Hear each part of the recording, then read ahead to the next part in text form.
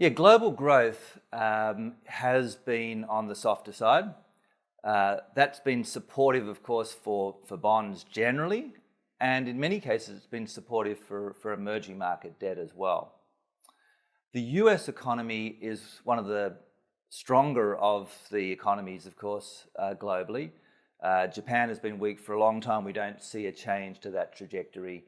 Europe, particularly manufacturing in Europe and core Europe like Germany, has been weak and is likely to stay relatively soft, particularly as China is on the softer side. So we're not seeing a lot of growth drivers outside of US. US consumer remains strong, and this is the conundrum, of course, for the Fed.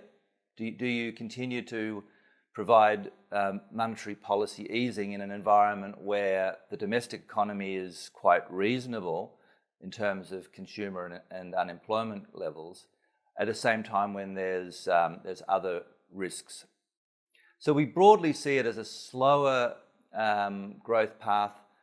Not inflationary, of course, is one of the conclusions you make of that, and that provides potential for monetary policy cuts and for bonds to continue to rally in certain places.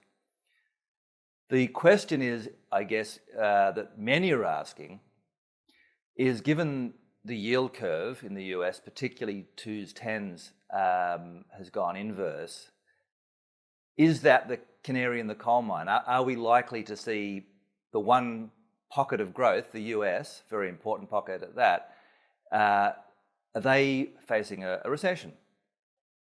Our view on this is, firstly, the yield curve inversion is important, it is worth noting, but you do need to look at the corroborating economic data, and we don't think there's enough signs of weakness elsewhere or imbalances that would necessarily imminently affect the US economy.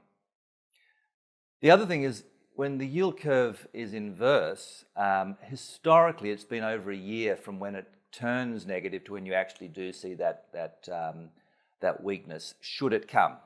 And there are reasons why that may be a bit of a false dawn. And finally, the Fed does have a lot of ammunition to cut rates still from here. So, for investors, you don't want to necessarily get out too early. It's late cycle, not end of cycle. And there are a lot of assets that can still perform quite well in an environment like this.